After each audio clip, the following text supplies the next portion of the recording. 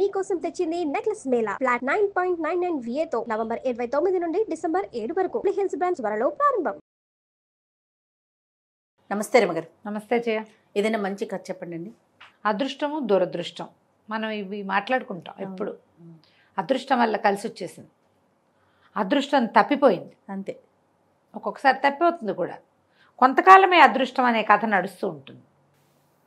జీవితాంతం అదృష్టాలు ఉండవు చూడు. ఎక్కడుంటాయి? ఎక్కడో చూడదు, ఏదో తేడా వస్తుంది కదా. ఎలాంటి అదృష్టవంతులకైనా అనారోగ్యం వస్తుంది, ప్రమాదం వస్తుంది, మరణం అనివార్యం కదా. కానీ మిగిలినవేవో కొన్ని వస్తాయి. అందులో దురదృష్టాల్లో అదృష్టాలు వస్తాయి కొన్ని. అదృష్టంలో దురదృష్టం వస్తుంది ఇంకోసారి. ఇలా నడుస్తూ ఉంటాయి. చైనా కథలు భలే ఉంటాయి. ఈ అదృష్టాన్ని గురించి కలిసి రావటం మీద భలే కథలు రాస్తారు వాళ్ళు. చందమామ కథే. పూర్వమట అదేదో చైనా నగరంలో ఒక చిన్నగారని ఒక పెద్ద మనిషి ఉండేవాడు. ఆయనది మంచి వ్యాపారం, బాగా సంపాదించాడు. 9 కుమారులు. మెల్లిగా వ్యాపారం వృద్ధి పొందుతూ ఉండగానే, ఆ తిరుగుతున్న వ్యాపారం తిరుగుతూ ఉండగానే ఆయన వాళ్ళు ఏమిటో చైనా వాళ్ళకి వెండి చాలా గ్రేట్. వెండి దాచుకోవటం, వెండి అమ్మటం, వెండి కొనుక్కోవటం, వెండి ఇవ్వడం, అలాంటి వాళ్ళు ఎక్కువ ఉంటాయి. ఏమిటో బంగారం అంటే మనకు అంత బంగారం కూడా అంత మనమేదో జాగ్రత్తగా దాచుకుంటాం. వీళ్ళు వెండిని నిలవ వస్తువుగా, అంటే ఎంత వెండి దాచాడు అన్నదాన్ని బట్టే వాడి డబ్బు కిందే వెండి ఉండేది వాళ్ళకి. అలాంటి పద్ధతి ఉండేది ఒకప్పుడు. అదే కథల్లో ఎక్కువ వెండి కనపడుతుంది. ఓకే. అయితే ఈయన ఈ వ్యాపారంలో ఏం చేశాడు, అట్లా అట్లా చల్లగా కొంత వెండి పక్కకు పెట్టి పెట్టి పెట్టి 3 వీసలు చొప్పున 4 ఇంతంత దిమ్మలు పోయించి పెట్టుకున్నట్ట వెండిని. వీసకి 3 కేజీలు. ఓ 3 3 9. ఒక్కొక్కటి 9 కిలోల చొప్పున 4 దిమ్మలు చేయించాడు. అప్పుడు కాస్త వెండి చేరుస్తూ ఒక 3 వీసలు అయ్యాక మోయగలిగేటట్టు ఉండాలి. అంతగా మోయలేనంత వెండి కాదనమాట. మోయగలిగేటట్టుగా 4 రాళ్ళు పోయించాడు. చక్కగా వాటికి ఎర్రటి వస్త్రాలు అవి కట్టి తన తలాపినే దాచిపెట్టుకునేవాడు. తర్వాత కాలంలో ఆ వెండంతా ఏర్పాటయ్యాక ఆయన ఇంకేమి దాచల, అంతా వ్యాపారంలోనే ఉండేది. ఇది మాత్రమే ఆయన దాచిన సొమ్ము. వ్యాపారం ఏముంది, టర్న్ ఓవర్లు తిరుగుతూ ఉంటాయి, అందులోనే తిరుగుతూ ఉంటుంది. వీళ్ళ ఖర్చులు గిచ్చులు దాంతో వెళ్ళిపోతూ ఉంటాయి. కానీ దాపరికంగా ఆయన ఇంకేం చేయాల. ఈ డబ్బును ఇన్నేళ్ల నాడు ఎప్పుడైతే ఇవి దాచుకున్నాడో, ఆ తర్వాత కుమారుల చదువులు వచ్చినాయి, ఉద్యోగ పెళ్ళిళ్ళు వచ్చినాయి, సంతానం కలిగింది, ఏదో చుట్టాలు పక్కాలు ఇళ్ళు వాకిళ్ళు ఇబ్బందులతోటి ఇంకా ఆయన ఎప్పుడు ఏమీ దాచల. ఈయనకి 70 ఏళ్ల వయసు వచ్చింది. ఆయన 40లోనే 50 లోపే చేసేసాడు ఆ వెండి సంగతి. పిల్లల చిన్నతనాలకే ఏర్పరిచేశాడనమాట. అయితే ఏమైందట, ఈ 70వ పుట్టినరోజు ఎంత ఘనంగానో చేశారట కుమారులు. నాయన నువ్వు విశ్రాంతి తీసుకో నాన్న, నువ్వు మేమే చూస్తాం ఇదంతా. అప్పటికే కొంతకాలంగా ఈయన హాఫ్ డే ఇంట్లోనే ఉంటున్నాడు. ఇప్పుడు ఫుల్ డే రెస్ట్ ఇచ్చారు నాన్నకి. మొత్తం వ్యాపారం 4 పక్కల విస్తరించుకుని తలా ఒక పని చేసుకుంటూ వ్యాపారాన్ని ముందుకు తీసుకెళ్తున్నారు. సమాజం అంతా ముందుకెళ్తుంది చూడు. వ్యాపారం అంటే ఎంతమంది పని వాళ్ళు ఉంటారు, వాళ్ళందరి భోజనమా ఆధారపడి ఉండేవాళ్ళు, ఇంటికి వచ్చే అతిథులు అభ్యాగతులు, ఎవరికైనా చేసే సహాయాలు, ఇవన్నీ ఉంటాయి కదా. అప్పట్లో వాళ్ళు కూడా 40% దానానికి చేసేవాళ్ళు. ఓహో. వాళ్ళ బిజినెస్లో 40% లాభాన్ని సహాయాలు చేసేసేవాళ్ళు. సరే వీళ్ళు మేము 4 చేసుకుంటాం నాన్న, నువ్వు వాళ్ళ నుంచి నువ్వు రెస్ట్ తీసుకోమంటే ఆయన చాలా సంతోషించాడట. ఆ 70వ పుట్టినరోజు గ్రాండ్ ఫంక్షన్ చేశారు. నగరంలో ఉన్న బీదా బిక్కి అందరికీ భోజనాలు కూడా పెట్టారు. చాలా బాగా చేశారు. ఎంత చూసి తన ఏమన్నాడు, నాయన చాలా సంతోషం, నా జీవన సాఫల్యం లభించింది, మీరు ఇట్లా బుద్ధిమంతులుగా ఉన్నారు, మరి నేను కూడా ఇంకా విశ్రాంతి తీసుకుంటాను. నేను సంపాదించింది 4 దిమ్మలుగా పోసాను, రేపే మీ 4కి తలా ఒక దిమ్మ అప్పచెప్తాను నాన్న అని కొడుకులకి చెప్పారు. వాళ్ళు సంతోషించారు. మరి నాన్న సంపాదించింది లాభం మనకి చేరుతుందంటే కుటుంబానికి ఆసరా కదా అది. సరేనన్నారు. ఆ రోజు రాత్రి ఆయనకు ఒక కల వచ్చింది. పడుకున్నాక ఒక తెల్లటి వస్త్రాలు, ఎర్రటి తలపాగాలు, ఎర్రటి నడుంబట్టలు ఉన్నటువంటి 4 అత్యద్భుతమైన వంతులుగా ఉన్నటువంటి మగవాళ్ళు ఆ గదిలోంచి వెళ్తూ ఈయనకు దండం పెడుతున్నారు. అయ్యా, చాలా కాలంగా మిమ్మల్ని సేవిస్తున్నాం, ఎంతకాలం నుంచో, ఇక మీ సేవకి అయిపోయింది, ఇప్పట్లో మా సేవలు మీకు అందం, మేము మీ దగ్గర నుంచి వెళ్ళిపోయి పై ఊర్లో ఉన్నటువంటి యానని ఆయన సేవించడానికి వెళ్ళిపోతున్నాను నాయమయ్య పై ఊరు ఒక ఊరు పేరు కూడా చెప్పారు. ఆ ఊళ్ళో ఉన్న యాన్ గారిని సేవించడానికి వెళ్తున్నాము. చాలా బాగా చూసుకున్నారు మీరు మమ్మల్ని. ఇవాళతో మా సేవలు సమాప్తం అని చెప్పి నలుగురు చక్కగా వెళ్ళిపోయారు బయటికి. తెల్లవారుజాము ఈయనకి నిజంగానే ఎవరో తన గదిలోంచి వెళ్ళిపోయినట్టు అని అనిపించింది.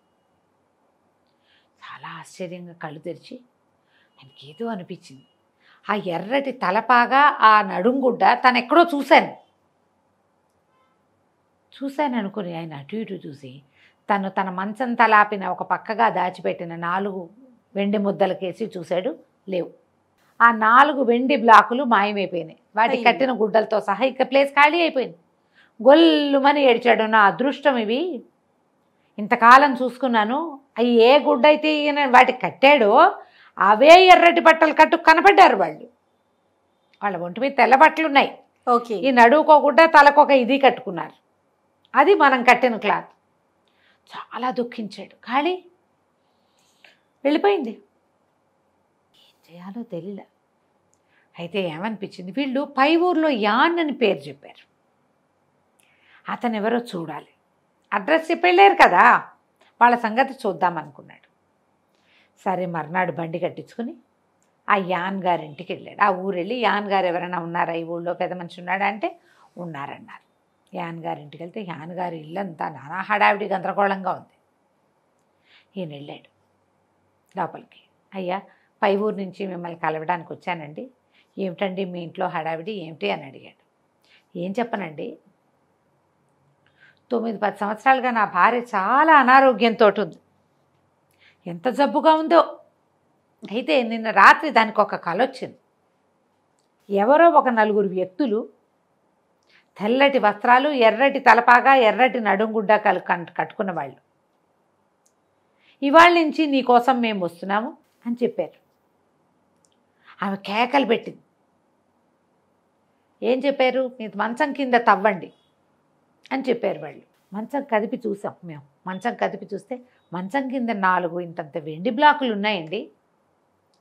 అప్పటి నుంచి 9 ఏళ్ళ నుంచి జబ్బుగా ఉన్న నా భార్య లేచి తిరగటం మొదలుపెట్టింది. ఆమె లేచి తిరుగుతోంది. ఈ వెండి ముద్దలు ఎక్కడి నుంచి వచ్చినాయి తెలియదు, మా మంచం కింద ఉన్నాయి. అవి అక్కడ ఉన్నాయని మాకు తెలీదు, అవి అక్కడ లేవు, వచ్చాయి. ఈయన వలవలా ఏడ్చాడు చిన్గారు. చెప్పి ఏం చెప్పాడంటే, ఒకసారి నన్ను చూడనిస్తారా వాటిని అన్నాడు. దాందేముందండి, ఇట్లా వింత కదా, ఈ జనమంతా అందుకే వచ్చి చూస్తున్నారు. అదృష్టాన్ని ప్రదర్శనకు పెట్టాడు ఆయన. అందరూ వచ్చి అందుకే చూస్తున్నారండి. వైద్యుడు కూడా ఆశ్చర్యపోయాడు. నా పెళ్ళానికి తగ్గదు, ఆవిడ పోతుందన్నాడు. ఆవిడకి నేను తగ్గించలేనన్నాడు. 9 ఏళ్ళ నుంచి తీసుకుంటోంది, శుభ్రంగా లేచి ఉంది. ఆ పక్క నుంచి వెళ్తున్న ఒక ఆవిడని చూపించాడు. ఆవిడ శుభ్రంగా ఉంది, ఈవిడే నా భార్య అన్నాడు. అవి నాకు చూపించండి అని చిన్నగారు దుఃఖంగా అడిగితే ఈయన వెంబడి పెట్టు తీసుకుపోయాడు.